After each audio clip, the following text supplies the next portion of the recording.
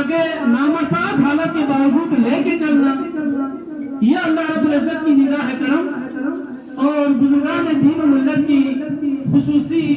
دعاؤں کا ثمر ہے، اس میں کوئی شک کی بات نہیں ہے۔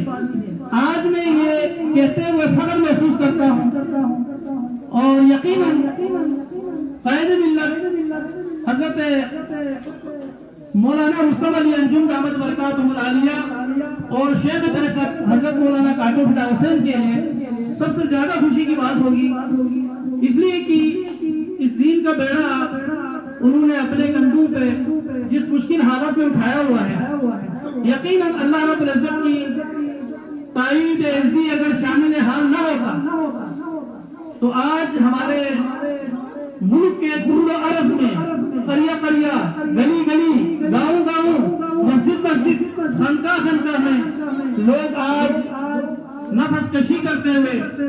اللہ لطیف کی صدا بلند کرتے ہوئے ہمیں نظر نہ آتے، تو یہ اللہ رب العزت کی خاص نگاہ عنایت ہے۔ الحمدللہ الحمدللہ درسگاہ نوربخش شعبہ حفظ القرآن کی سب سے پہلی حافظہ جنہوں نے صرف 1 سال 4 یا 5 مہینے کے درمیان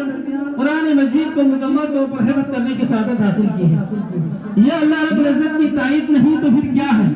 ہمارے پاس اتنے وسائل بھی نہیں ہیں، ہمارے پاس اتنا جدید سہولت بھی نہیں ہے، اس کے باوجود بھی ہمارے معلمات کی انتھک محنت، شب و روز کوشش اور بچوں کی انتہائی دلجمی کے ساتھ، یعنی صبح 4:30 بجے سے لے کر کے آج کے اس ٹائم میں جو ہے تہجد کی نماز کے لیے سارے حافظہ صبح نماز تہجد کا اہتمام کرتی ہے، نماز تہجد کے بعد صبح کی نماز کے درمیان تک یہ لوگ تلاوت کرتے ہیں،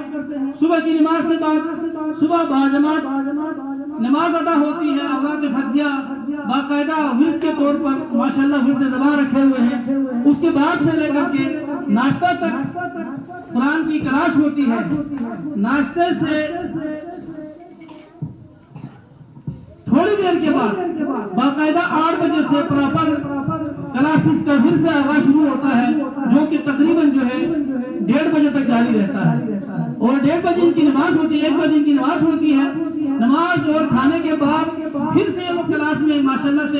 دل جمی کے ساتھ اللہ کی کلام میں کھو جاتے ہیں، اور یہ سلسلہ جو ہے تقریباً عصر کی نماز تک چلتا ہے۔ عصر کی نماز باجماعت ہوتی ہے، اوراد عصریہ کی بارونق روحانی اوراد کی محفل جمتی ہے، اور عصر کی نماز کے بعد سے لے کر کے تقریباً مغرب کی نماز کے درمیانی جو وقت ہوتا ہے زیادہ سے زیادہ 1.5 پونے 2 گھنٹہ یہ ان کے لیے وقفہ ہوتی ہے، اس وقفے کے بعد نماز مغرب باجماعت، اور نماز مغرب سے لے کر کے تقریباً 8 بجے تک ان کی پھر کلاس ہوتی ہے، پھر نماز کھانا کھانے کے بعد تقریباً 10:30 بجے تک یہ لوگ پھر پڑھتے ہیں۔ تو میں سمجھتا ہوں یہ جو گنے چنے ہمارے چند لوگ ہیں جو درسگاہ نوربخش شعبہ تحفیظ القرآن کی سرپرستی فرما رہے ہیں، جو اس کے لیے حوصلہ افزائی کا سبب بن رہے ہیں، چند گنے چنے میرے دوست، میرے احباب، میرے دین پر جان نچھاور کرنے والے میرے ساتھی موجود ہیں، جو اپنی بال بچوں کا پیٹ کاٹ کر اپنی زندگی کو مشکلات میں ڈال کر اللہ رب العزت کی اس کلام پاک کی صدا کو دنیا تک پہنچانے کے لیے، اس کو بلند کرنے کے لیے، ہمارے آنے والے نسلوں کے سینے میں قرآن کو محفوظ کرنے کے لیے بہت مشکل پرکھٹن حالات کے باوجود یہ لوگ اپنا حصہ جو ہے ماہانہ طور پر الحمدللہ ثم الحمدللہ یہاں پہنچاتے ہیں، زیادہ ہو یا کم، لیکن ان کے خلوص کی وجہ سے اللہ رب العزت کی اتنا برکت کو ڈال رہے ہیں کہ ہمیں کسی کے سامنے ہاتھ پھیلانے کی نوبت ابھی تک نہیں آئی ہے، انشاءاللہ نہ کبھی آئیں گے انشاءاللہ۔ یہ ہمارا مدرسہ جو ہے بہت قلیل وقت میں اگر ہمارے بزرگوں کی دعائیں شامل حال رہی، ہمارے مخیر حضرات کی تعاون اگر شامل حال رہی، تو آنے والے وقت میں یہ ایک بہت بڑے روحانی اور علمی ادارے کے طور پر دنیا کے سامنے انشاءاللہ جانی پہچانی جائے گی۔ آج بھی الحمدللہ درسگاہ نوربخش شعبہ حفظ القرآن میں کراچی تک سے طالبات یہاں پہ قرآن حفظ کرنے میں مصروف ہے. یہ خوش قسمتی کی بات ہے. سب سے زیادہ خوش قسمتی میں سمجھتا ہوں ہمارے ان ڈونرز، ہمارے ان مخیر بھائیوں کی والدین جو آبا و اجداد مرحومین کی صورت میں ہے، جو دنیا سے گزر گئے ہیں. یقیناً ان کی روح کے لیے سب سے بڑی خوشی کا باعث ہے. کیوں؟ ہم لوگ تو صرف سال میں ایک بار جو ہے باپ کا برسی مناتا ہے، ماں کے لیے فاتح خوانی کرتے ہیں. دادا دادی تو خیر بھول گئے ہیں، باقی پر دادا پر دادی کی تو کوئی بات ہی نہیں کر سکتا. تو یہ چند سالوں کے لیے ہم ایک برسی منا کر ایک قرآن پاک کا فاتحہ پڑھ کے ہم اپنی ذمہ داری سے سمجھتے ہیں کہ سبکدوش ہو گئے. ایسا ہرگز نہیں.